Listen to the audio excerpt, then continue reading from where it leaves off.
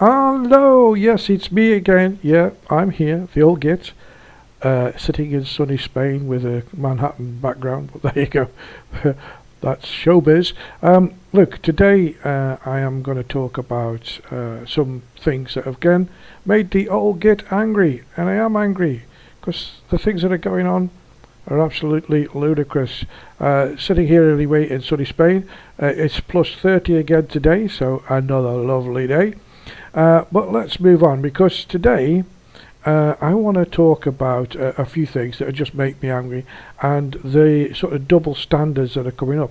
Now, I'm going to show you two videos that come from TikTok or whichever. I'm not going to say, you probably know where I got them from anyway. And we're going to look at them according to the law of Starmer. Yes, Starmer. I can't stand the man. I have to say off bat, I think he's going to totally destroy the country. And I've also said in the past that he will be sacrificed and Jeremy Corbyn will cross the floor. He will be the leader and you'll be in a real Marxist country. Well, there you go. If you want to live there, and if that's what you voted for, that's what you've got. So, first of all, I want to show you two videos, and I'm going to just go back. They're very short videos, and then we're going to go back and just analyse a few things that are on the video. So, first of all, I want to show you this one. This is all I've gone through now. You hear me, Captain? You can't just stand by. There is nothing you can do about it.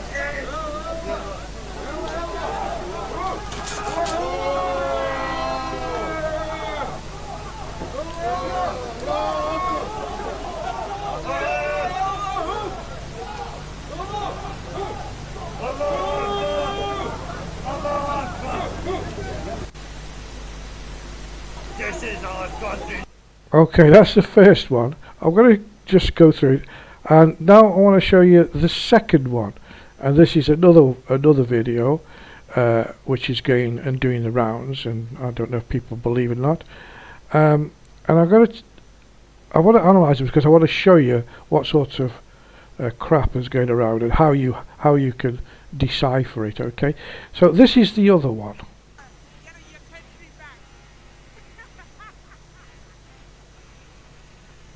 You're never getting your country back!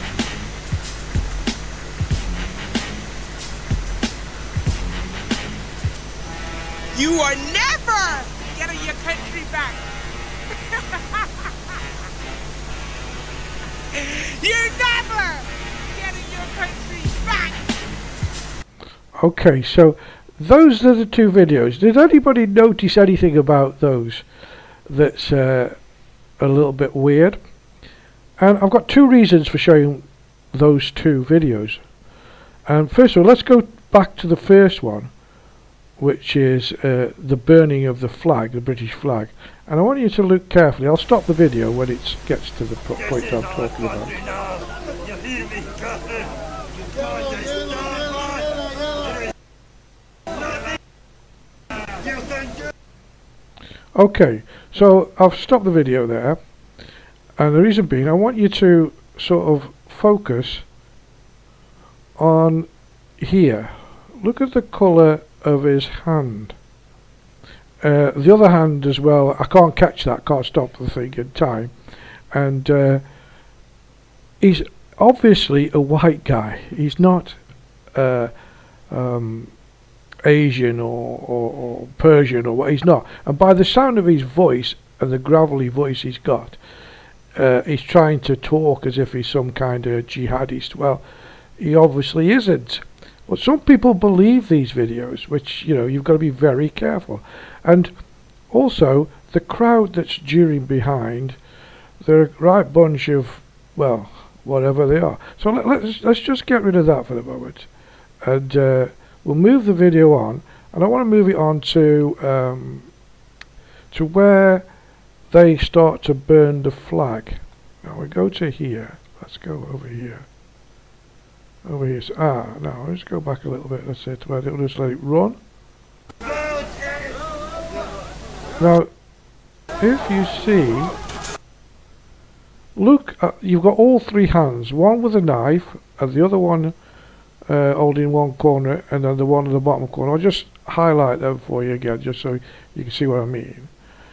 Here, look at that hand. Look at that hand. He's the one with a knife. And look at that hand. Okay? That's the other guy holding the flag. Those are obviously white hands. So, as far as I can see, this particular video is a fake video. It's just been put up to cause problems, when it's not necessary, because there's problems enough. So if you go find this video and you think it's some, mad jihadist, I don't think it is. So what I'm trying to say is be careful when you watch these videos, and make sure before you pass them on they're real and not fake, because real videos can't be denied, fakes can. So we'll get rid of that one for now. Okay, so that video for me is basically what makes social media sometimes a bit of a minefield when you're looking for the truth, But why did I show you the other video? Well, let's go through that one, shall we? The other one, which is this one. Okay, she's saying the EDL crew, you're never getting your country back. Now this is the part that I don't like. You are never getting your country back. You're never getting your country back. No. Getting your country back. I want to try and get back to that part where she does the cut to the throat there. Getting your country back.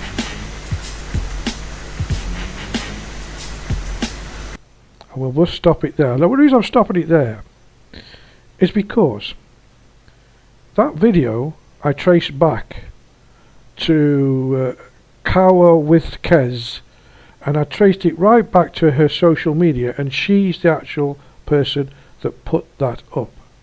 Now, message for Mr. Keir Starmer. Is there really two-tier policing? I think there is, because obviously she's not a white right-wing person. Will she be sought after? Will she be traced? It's very easy. Social media is very easy. It's very easy to track this one back to where it was. Will she be arrested? And will she be put in prison for inciting violence? For threatening to cut the throats of people? Because that's what that gesture means. We all know that. And if the people in the law circles don't know that, well then they're stupid.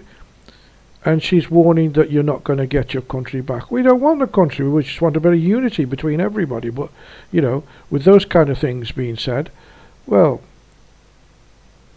what more do you want? What proof do you want to know? But the reason it's making me angry, because I'm watching videos and I used to take them on face value. Used to think, well, okay, that's really bad. Who's doing that? But then if you look into them in depth before you pass them on, or before you believe what you're watching, I think you should look at it. Just a little bit of a cautionary tale there for you all, because you don't want to be sent to prison under two-tier Starmer. Barmy Starmer strikes again. Well, we're going to go on to him in a little while, because I say there's 3 or 4 things that have riled me. That little thing that I've just done, that does rile me, and it riles me quite a lot. The fact that, come on guys, if you're going to put videos up, make sure that they're true and accurate videos, so that Mr. Barmy Starmer will say, well, hang on a minute, that actually happened. What are you taking me to court for? Why are you making me one of your political prisoners, because that's what you're becoming, a political prisoner. He wants to lock up anybody that disagrees with him.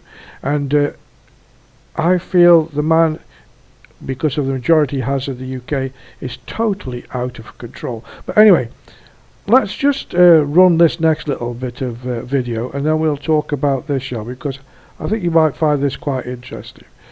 Oh, by the way, what I didn't mention, the video of burning of the flag, it's traced back to, there's a little picture in the corner, and it's by Salwan Momika. Now, he was an Iraqi man who carried out several Quran burnings in Sweden. And then it was said that he was found dead. His lifeless body was found dead, and he was found dead in Norway. Since then, it seems out, so nobody really knows if he's dead or alive. Well, I couldn't really find out, but it seems to be that he's still alive and not dead. So he did not make that video. Probably the people who cloned his account made that video, but I'm sure he didn't. But he is very anti-Islam, although he was originally a Muslim, but now he's a converted Christian. Anyway, I just thought I'd add that in as well. But let's get back to what I was saying. The next thing that's been driving me mad, and I think is absolutely ludicrous and ridiculous, is the violence at the carnival. Let's run through some figures that the police have released. I'll just pop them on for you so you can have a look.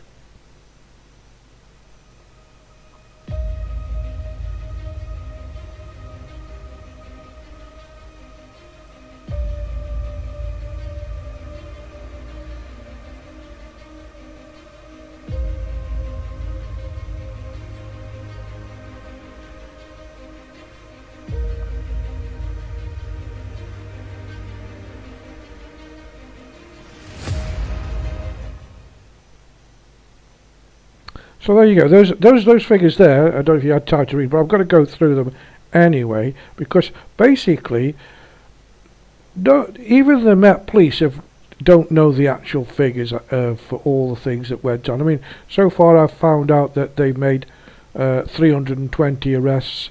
There's been 5 stabbings. There's been 1 acid attack. There's 2 people in life-threatening conditions. One is a lady who was pushing her child's pram, and she got caught up in the middle of rival gangs, and she's fighting for her life. She's critically injured. 35 policemen injured, 67 knife arrests, and 12 sexual assaults, 94 drug offences, and 47 emergency workers were also attacked. Now, I was going to put some of the carnival footage on, but I think it's so disgusting, and the way that they are all jumping on fences like animals and making it, simulating the women are twerking in the front and the men are up the just too much for me. I you know, if that's fun, then you know, it's just pure exhibitionism and animalism as far as I'm concerned. And by the way, I'm not just talking about, you might think, oh, he's talking about black people. All the people, a lot of people. There was one woman in particular, which she was basically naked, sandwiched in between men, and totally lovely. She was white. That's stupid, of course. So don't take this as a racist thing, but it is, what I'm going to say now may be construed as racist, but I don't think it is that why it's a Caribbean and it's been going for 50 years, carnival, and it was in its early days, it was fantastic, lots of people went, but it seems to be taken over by these gangs and this violent mob that travel up just from Manchester and Bristol, and you know, the rival gangs, and they want to fight with each other and that kind of, you know, that is pretty bad, and it's turned out to be a very dangerous place to go. And I think maybe there's I don't know, I think there's a reason why they should move it, to be honest. I don't think it should be closed. I think if they could get it back to what it was years ago, and I think the people, the original organisers, I think they're not happy with the way things are either. I think, you know, but why don't they put it in Hyde Park or somewhere like that and have it, there, not in the streets that are too narrow, where millions of people are going to go getting crushed, and when fights break out, this is. But the other point I'm trying to make is, why is it on a carnival where people are there to have a good time and enjoy themselves, it's so dangerous? Why is there so much criminality? It's not necessary. Is it because it's Caribbean? No, I don't think so. Because, as I said before, there may be black gangs, and it's the same black gangs that are killing each other. You know, most of the kids who are getting knifed are getting stabbed is black on black. I don't know why this is. It's not in their culture. It never was in the culture. You know, people go to West Indies. They go to Jamaica for holidays. I've got friends that go over there. They love it. The people are absolutely pearlers. They're fantastic people. It's just what we've got here that have turned into not all. And I mean, if I was a black parent, I'd be hoping that my child got stopped every week, stop and search, to make sure he wasn't carrying a knife, because he could be the next person to be arrested or whatever. But what I'm coming to is, why or will two-tier Starmer, all those people that are arrested and all those people who have committed crimes at that carnival, will they be processed as quick as the other people were at the riots and put into jail? As quick as the people who said something used hurty words on social media? Will they be processed as quick as them and sent to prison, or not? Or are we going to see this two-tier policing again, where it seems that Mr. Starmer hates white people and basically favours every other ethnic group apart from white people, who by the time 2050 comes will be a minority anyway if things continue the way they are. And I'm not just saying that, that's a study done by Leeds University, and there you go, that's how it's going to be. So think on, and we'll leave that for now, because what I'm going to do now is my major rant of the week, the rant that's really getting my craw, is of course only one person it can be, and that's two-tier Starmer. The man is out of control as far as I'm concerned, but he's a liar. He's a total liar, and I can say it with confidence because I have the video proof. Again, I don't want to get arrested for saying things I shouldn't, but I have the proof that he's a liar. And I'm going to pick him out on 3 lies, 3 only lies. I'm sure he made many more lies. But let's just pick him out on the 3 main lies, shall we? And I'll play you the video first, and then you can decide for yourself whether you like this man. There's more to it than this, though. Here we go. We will restore standards in public life with a total crackdown on cronyism. Seriously, if politicians think they can carry on like this on my watch, they can forget it. Last year, the Prime Minister was apparently drawing up plans to remove the winter fuel allowance from pensioners. His Paymaster General went a step further.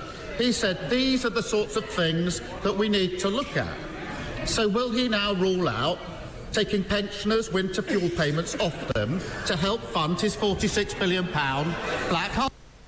And that's why the Labour Party has a fully costed plan to freeze energy bills this winter. And we'll pay for that with a windfall tax on those unexpected profits. Well, there you go. 3 lies that he told. The lies came from his mouth, not mine.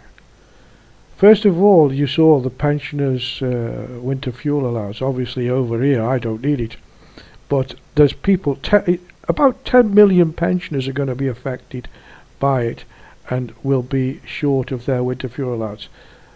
He was telling the former government, how can you stop that payment, and you're going to take it off pensioners?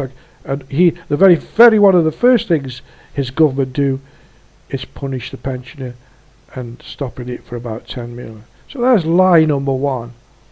Lie number 2. What was lie number 2? I forgot.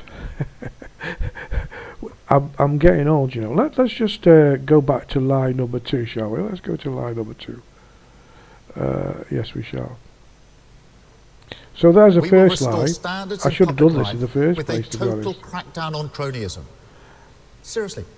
So the second lie, what was the second lie? Yes, the second lie was, of course, pensioners' winter fuel. Yes. What's he done? Well, he's done that. So he's stopped the cronyism, and then pensioners' winter fuel, that's his second lie. And there it is, it's coming from his own mouth. And then the third lie, of course, was basically freeze energy bills. Yeah, good luck with that.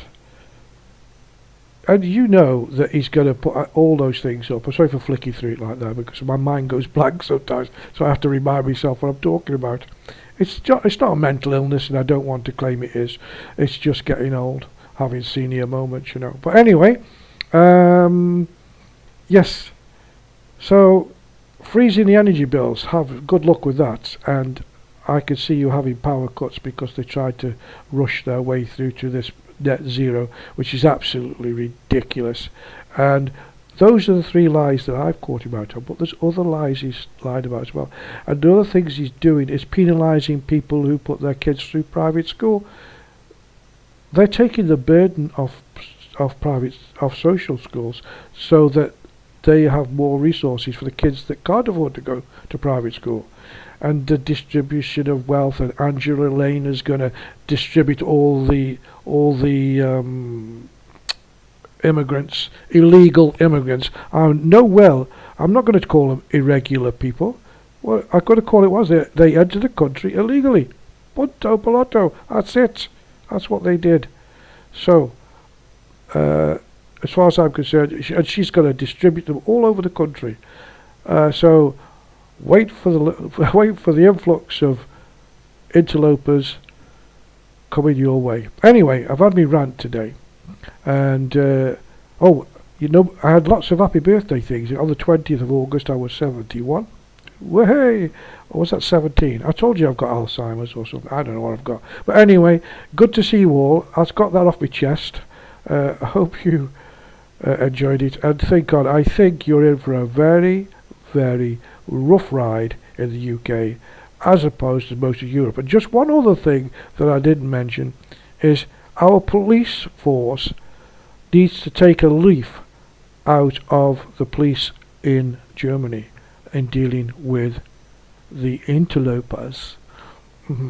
Or what Poland have just done about 2 weeks ago. I think it was about 2 weeks, maybe a bit longer, and they're trying to break through the border, and a Polish border guard got speared and died. So they passed a law now in Poland that they can use live ammunition and shoot them. Now, if they can do that, why the hell can't the British government just turn the boats round? Simple as, innit? Well, it is for me. Anyway, I don't care. I'm too old, and I'm going to have a good time with what... I'll just think about your grandchildren and your great-grandchildren, who will all be wearing burqas, of course. But never mind, that's another story. Take care, everybody. Until the next time I see you, stay safe. Not the new show.